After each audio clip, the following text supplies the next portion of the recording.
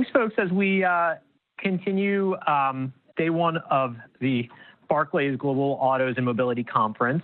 I'm Dan Levy. I lead U.S. Autos Research Coverage, Barclays, and very pleased to have with us Rivian, leading EV automaker, leading maker of software-defined vehicles, one of the two software-defined vehicle makers in the West, or leading on this front.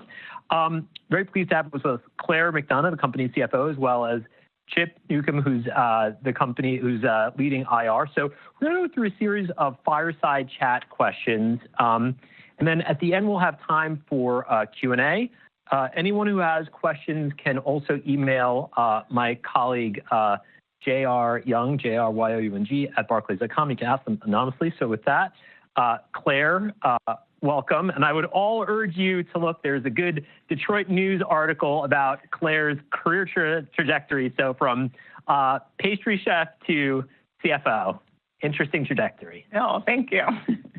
So I want to actually just first start, because you have a big event coming up. You have your AV Day, AVAI Day on December 11th. So just give us a sneak peek of what we can expect. Sure. Well, first off, thanks so much for having me here. We're going to be live streaming our Autonomy and AI Day event broadly, so everyone has the opportunity to tune in to what the progression that you'll see from Rivian disclosed as part of the details of the day. And our objective is to both demonstrate the progress that we've made to date at Rivian through first the transition from our first generation autonomous programs to today we're utilizing really a fully in-house camera suite, sensor suite that's feeding all of the data and inputs that goes into the Rivian large driving model that allows us to have an accelerated rate of improvement across our autonomous offerings. So what you'll hear about is both a hardware roadmap for the future, software trajectory for the future, a lot of the inputs in terms of the data advantages that a vertically integrated player like Rivian that's controlling both the hardware and software has in store. And then I think that the piece that sometimes does get missed as you look at our vehicles just sort of point in time from a feature standpoint relative to what else is out there is where is Rivian on the slope of the curve. And that's one of the areas where we've seen truly rapid acceleration of improvement on our autonomous roadmap with every single monthly over-the-air update that we provide our vehicles. They're, again, providing over-the-air updates for our software features that feed our autonomous roadmap. So you'll see and learn a little bit more about what's coming next in terms of the feature development and even some near-term, more visible milestones as well. A lot to look out for. Lot to see. Great. Okay, more near term. I want to go back to, you had your 3Q results recently, and I think what struck us as really maybe the most noteworthy piece of that result was the profit per unit. So it's still negative, but this was the best ever gross profit per unit that you've ever posted. And I know there were some moving pieces in there on EDV versus fixed cost absorption, but maybe you can just talk more broadly right now about the gross profit trends we've seen on the current lineup, R1 and the vans, and what the future trajectory is. And does this give us any indication on what R2 can shape up to be? So for everyone's benefit, we reported roughly $96,000 of cost of goods sold per unit delivered in the third quarter. And as we think about that as a baseline, once the R2 program is launched, we'll have the added vantage point of having significant fixed cost leverage for our existing programs that improves the financial health and profitability of the R1 program and commercial van, but also importantly, and we have spent a lot of time talking about the underlying unit economics of R2, which has roughly half of the material cost of an R1, but importantly, significantly below that as we think about the non-cost of goods sold or non-material cost that go into our cost of goods sold as well. Are we seeing right now in the numbers the benefits of that changeover from Gen 1 of Gen 2 to R1, and have you, I think on our numbers, it looks like you've flipped the script on now the vehicles are variable margin positive. Are we seeing that playing out? The R1 program is variable margin positive. The commercial vans have been variable margin positive for a while now, as we made some significant advancements in terms of our battery cell chemistry and drive unit technologies, a couple of years ago for the commercial vans. But we're seeing all of the renegotiated costs come into play from the switch to our Generation 2 R1 program, both from a commercial negotiation standpoint, but also importantly, all of the next generation technologies that are adding to some of the structural cost advantages that we see with R1. Okay. I want to double click on a comment you made on R2, and I think this is where there's been a lot of attention. So the BOM costs, right? So BOM being roughly half of R2 of what it is for R1, the non-BOM costs being, less than half, but in that ballpark. What is your line of sight on this, and how do we get comfortable that this is going to play out? So the line of sight that we have on the material cost are driven by the contract terms that we have with our supplier partners, which today we're, shortly by the end of this year, we'll be starting our manufacturing build process. So that would be building R2s in our manufacturing facility on our manufacturing lines with production intent parts. And so it just shows you how close we are to getting towards more commercialized serial production in the first half of 2026. So it's a lens into the visibility we have into each of those respective contracts. The other part of the equation on the non-BOM COGS, so to speak, is driven through the process engineering that we've gone through to understand, how many employees in each respective, shift does it require for us to produce the part? How do we think about the staffing levels per each location? So there's a very high degree of fidelity as we do a lot of simulation work on our manufacturing lines to simulate the production process and the labor as part of that process.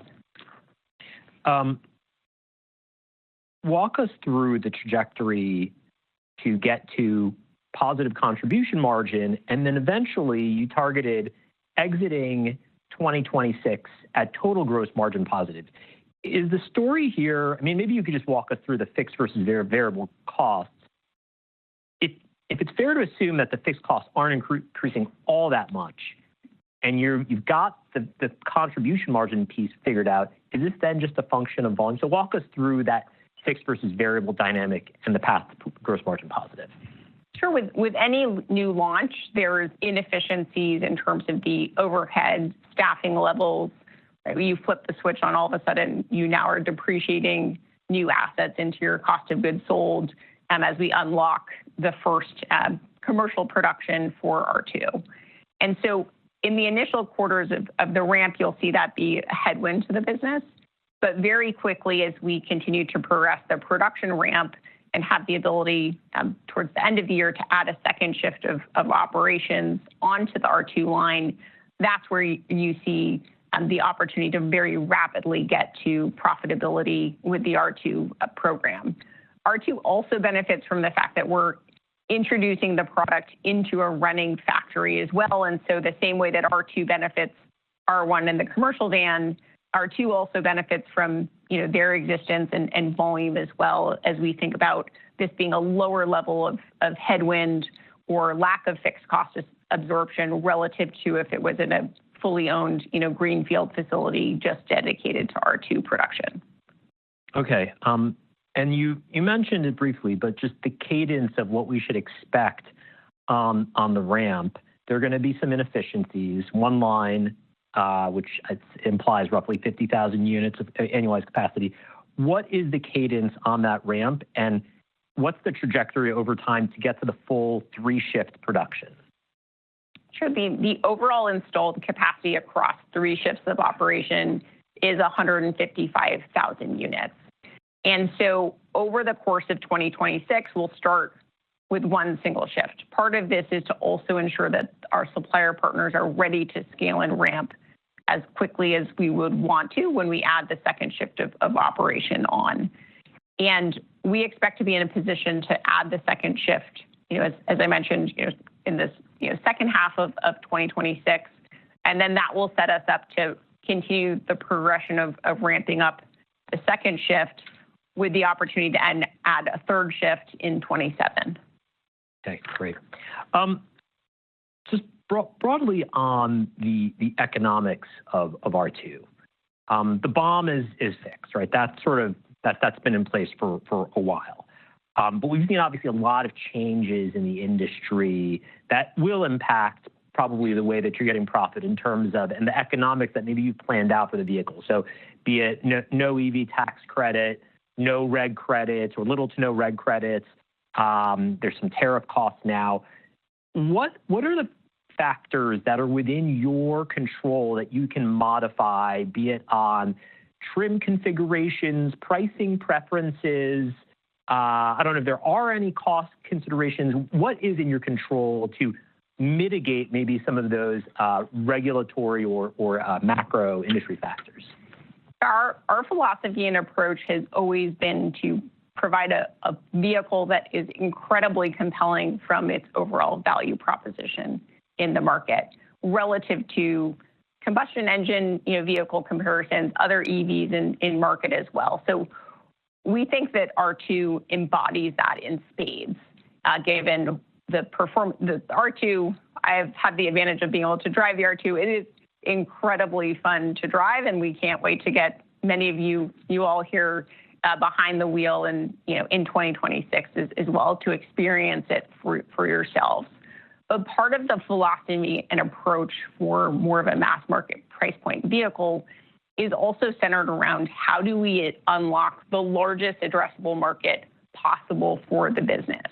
And we do that by a focus on how we continuously reduce the cost structure of the vehicle, with the material cost being the largest component of our cost of goods sold as well. So that's a key area of focus for us as we think about the opportunity to unlock our base price variant, which is sits well below the average new vehicle price in the U.S., which is centered around $50,000 today, and our base price will be at roughly $45,000. And so even without some of the IRA benefits or credits, our intention is always to give more customers the opportunity to say yes to a Rivian. Can you talk about or unpack the tariff side of it, which on the earnings call you mentioned had been running at, it's running right now at a couple $1,000s per vehicle, but with the revisions on policy, it gets you down to a couple of $100s. Maybe what are some of the puts and takes, and is there maybe more opportunity if there's further changes on policy to further narrow those pressures? Sure. One of the biggest changes from a policy standpoint, which is especially beneficial to a vertically integrated player like Rivian, was the expansion of the classification of what is a Section 232 automotive part. Because we're very vertically integrated, we buy a lot of direct materials which are not classified as automotive parts. And so the modification allows us to now capture really the entirety of the parts that we're purchasing as automotive parts outside. And so the areas where we had some exposure today are largely centered around steel and aluminum tariffs and some of the IEEPA tariffs that are in place. And as we look forward, we're always looking for opportunities for us to drive further cost efficiency, whether that may be moving manufacturing locations from our suppliers to a different geography, and understanding the inputs that it can have for Rivian from an overall cost perspective. And I assume that over time from a battery, even though you're sort of insulating that right now because you have supply on batteries, over time on R2, because that's going to be localized cell supply, that should also be relatively nominal on the tariff front? Right. So in the longer term there, we have had, ample headroom in our, the fact that we have the opportunity to offset at 3.75% of our MSRP on the vehicles with offsets. Can you help us understand on the reg credits? Is this a temporary air pocket, or is this something for the next few years we just shouldn't assume much in the model on reg credit contribution? Since we don't have the crystal ball on some of the policy dynamics in play, we wanted to ensure that we were being appropriately conservative with an outlook of saying we're not including regulatory credit benefits in our forecast. And that doesn't necessarily mean that Rivian won't be able to have some benefit in the future. There's also could be additional new state-related programs that provide additional incentives. But given where the landscape sits today, we think it's appropriate to just not factor those into the forecast. Okay. So adding all of this up, and I'll talk in a bit about the software service side, but you had an investor day a little less than a year and a half ago, and you gave a target of EBITDA break even in 27. Now, there's a lot that's changed since then, so we totally understand that. But given those changes, how should we conceptually think about the path to break even whenever that may be? Is this purely a volume game? Are there other costs in control? Or, and we'll get to it in a bit, is all of a sudden the software service revenue piece taking on increased importance? Right. So relative to, at the time of our investor day, we had just announced, I think a day before the start of our joint venture with Volkswagen Group, but that was not factored into our economic models. And so while we have had a number of headwinds associated with reductions in regulatory credit revenues or in incentives, and certainly have more tariffs today than we had in our outlook then, we now have a very profitable software and services side of the business that is rapidly growing as well. And that's a key component for Rivian to achieve EBITDA positive within the future. Now, we also need to ensure that we're coupling the strength of software and services with a robust automotive gross profit trajectory. And as we talked a little bit about, R2 is a key enabler as we think about the long-term automotive profitability of Rivian. Okay. On that topic, I know there's a lot of debate on demand, and you nor no one has a crystal ball here. Maybe we could just talk about, and we don't know what the EV uptake is going to look like. We'll find out in the coming months. But I want to just start with a question maybe more on brand, because I think some of us would argue there's clearly an opportunity on brand awareness. Aside from maybe the coasts, Rivian's probably a far less known brand than some of the legacy names out there, or versus Tesla. So as you're ramping on R2, what is the opportunity on brand awareness, and how much of a demand driver do you think that can be? We see brand awareness as being a key unlock for Rivian. And the best way to drive brand awareness and virality around the brand is to get customers behind the wheel of our product. No words can describe, what it feels like to drive one of our vehicles. And a lot of companies talk about the technology, they talk about vertical integration, but when you drive a Rivian, it all makes sense. It all comes together in our form factor as well. And I think we'll surprise people when they experience our product and say, wow, this is so much better than many of the benchmark vehicles at this similar price point that are available in the market as well. And so we can't wait to get more and more customers behind the wheel as well. The other key for Rivian has been the power of the Rivian community. And this is the piece that you can't buy community, but we've had a community of really viral, early adopters with R1 that are out there as evangelists for the brand. They're doing their own sort of personalized demo drives for their own communities.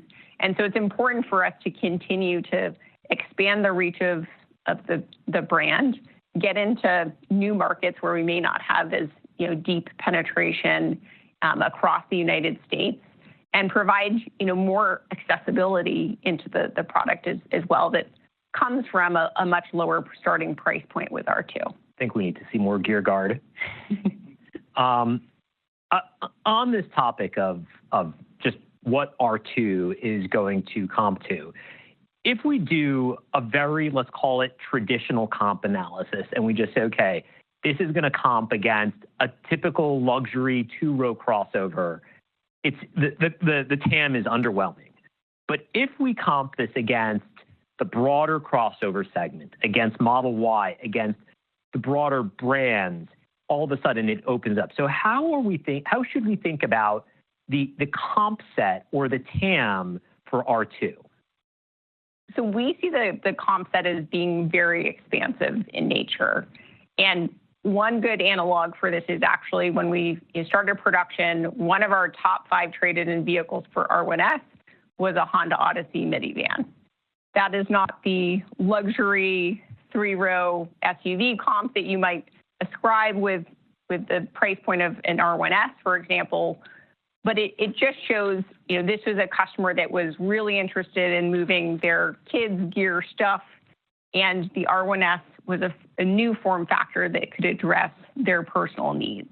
And we expect to see, similar opportunities as there are many, customers that may be in a RAV4 today or a Honda CR-V that say, look at what I can achieve with the R2, and I'm willing to make a bigger trade up in terms of my purchase selection. What's the demand or competitive outlook right now on the vans? And I thought it was actually interesting because on the third quarter call, you gave us some indication that the van volume outlook actually for next year could be better. Amazon is your anchor customer, but what is the environment on vans right now? Amazon's been very forward-looking as they think about the technology suite and the productivity that the van can unlock for their overall operations. I would say beyond Amazon, the broader market has been slower to adopt electrification in EVs. And Amazon's now at a point where they've deployed a lot of EV-related infrastructure across their DSPs nationally, and that allows them to increase volumes as well because of the forward investments that they've already made. In the longevity of time, I think more commercial operators will certainly get there.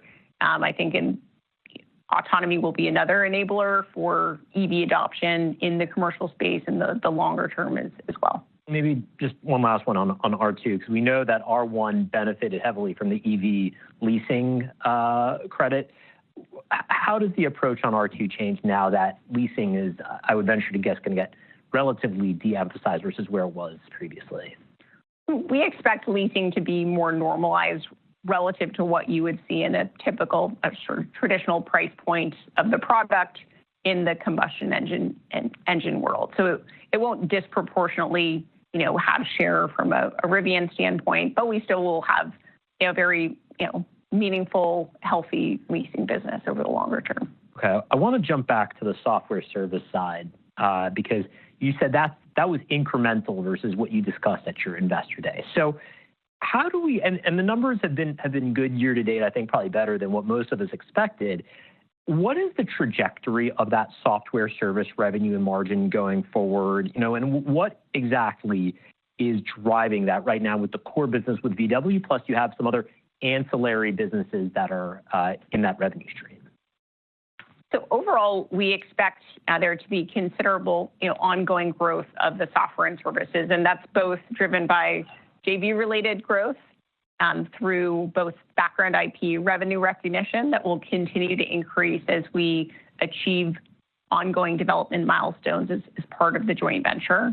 It will also increase because we're investing in the build-out of our team in the JV. So there'll be additional development services revenue that Rivian will also earn as part of that growth.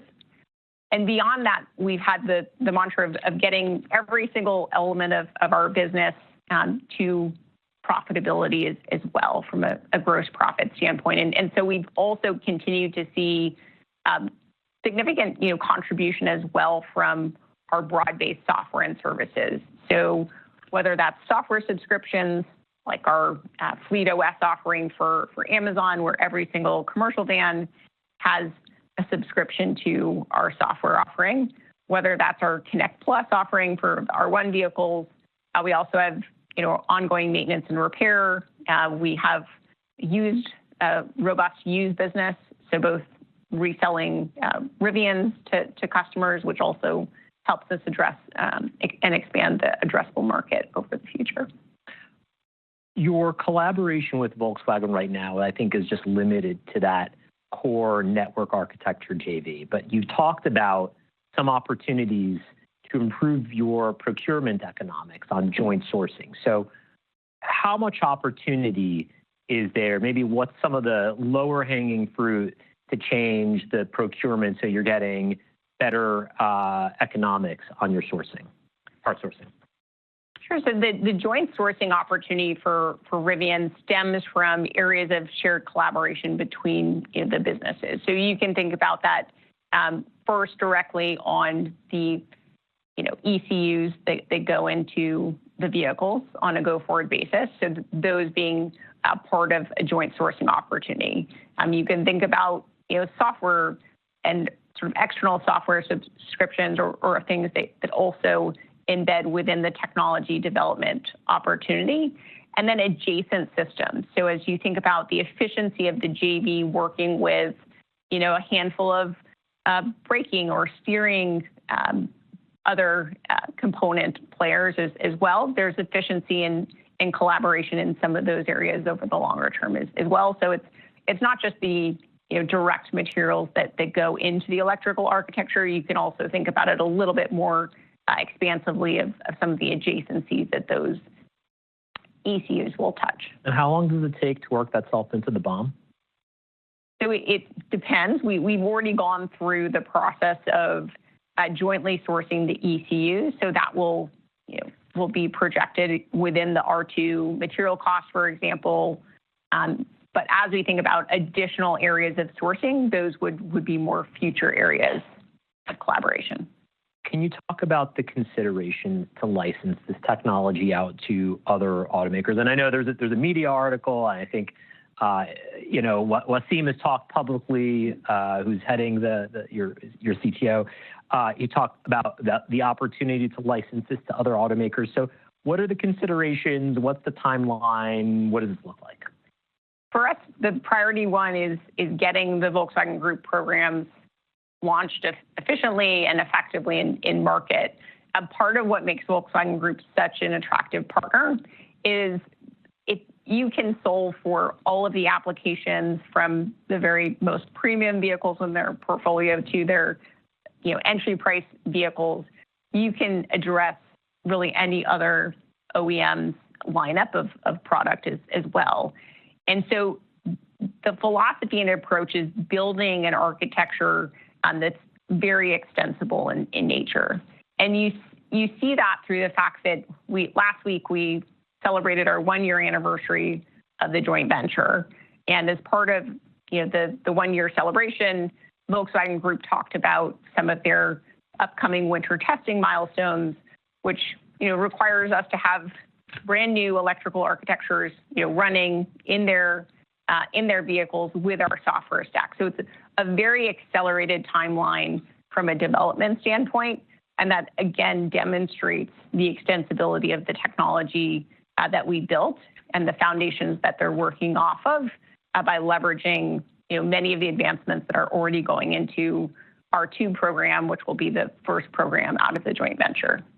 Can you license out what you're doing on AV to other automakers? On AV, yeah, we can definitely license that to other players. And I think one of the areas that Rivian is focused on is being a technology provider to the industry. And you see that with our joint venture with Volkswagen Group. But there's other technologies that certainly could be part of future licensing deals as well. Okay, let's just wrap with a couple cash balance sheet questions. Maybe one of the questions that's on folks' minds is you're ramping on R2 next year. Historically, we've seen is when there's a big launch that can be a working capital drag. Should we expect a significant working capital drag related to this? So we will see working capital be a drag for us next year. And it's been a significant tailwind for us this year, but we will certainly see that flip as we ramp up both raw material and finished goods inventory as part of the R2 ramp. Okay. And then between the VW funding, there's still more to come. You have the DOE loan related to Georgia. Do you think, or do you feel like you have sufficient resources to comfortably get through the R2 ramp at both Normal and Georgia? So we ended Q3 with $7.1 billion of cash and equivalents. We expect to receive another $2 billion as part of the initial proceeds from the joint venture with Volkswagen Group in 2026, and then another $500 million that will come between 27 and January of 28 from them. And then, as you mentioned, the way that the DOE loan is constructed, it's up to $6.6 billion of capital. We would use that capital to offset the capital investments that we're making as we build out the Georgia facility and plant. But we'll always be opportunistic as we think about ensuring we are always maintaining a robust balance sheet position as we look at the future and additional vectors and avenues for growth and investment. Okay. Folks, any questions in the room? Can you talk a little bit about the international opportunity for the R2 and how long that will take? I mean, obviously, there's a lot of debate around electric vehicle demand in the US. In Europe, obviously, things are still progressing in the right direction for you. We designed the R2 for global markets. And so we intend to have the opportunity to export R2 to Europe and internationally. And one of the policy changes that has happened that is a net benefit to Rivian is actually the reduction in the tariffs of vehicles exported from the US to Europe that previously had a 10% tariff. Now that's gone down to 0. So it makes it an even more attractive proposition for us to continue to grow and export abroad. We'll start focused on the ramp here in North America, but certainly have the opportunity to go international. And how would you look at the distribution of that? Is that also an aspect where you can work together with Volkswagen? From a distribution standpoint, we want to make sure we're owning the customer relationship, but certainly can look and explore different avenues or approaches for the advancement of our products in new geographies. We've been selling vans to Amazon in Germany, for example. So we do have some physical infrastructure in Germany right now and would continue to expand that as well. Thank you.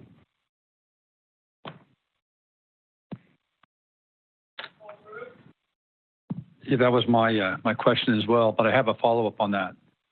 Now that you're looking abroad with the R2, can you just give us your quick assessment on the competitive landscape? When we think about the bill of materials coming out of China, the technology coming out of China, the attempts, your software-defined vehicle, I put you in a leadership position, but there's some Chinese players catching up very quickly, and they seem to be looking at Europe as like their high price region as they all continue to put in a lot of new capacity. So walk me through how you are going to differentiate in, say, Europe in terms of that competitive dynamic. And maybe you disagree a little bit about that threat, but curious what you think. We see there being still significant opportunity for Rivian in the continent of Europe, given the brand positioning, given the advanced technologies, the software-defined vehicle attributes, and the autonomy runway that we have as well ahead of us. And so I think we're also continuing to invest in innovation for Europe through our joint venture, where we're developing some of the Volkswagen Group products that are designed for the continent of Europe. And so one of the areas that we thought was really exciting with the joint venture was actually the opportunity to build more globalization into our frameworks, into our software stack earlier on in our process relative to what we would have potentially been able to do completely on our own. So we think that can be a key differentiator for us as well. Okay, great. Finals? Okay, we'll leave it there. Claire, Chip, thank you so much. Looking forward to the AV Day on the 11th. Thank you. Thanks, Sam. Appreciate it.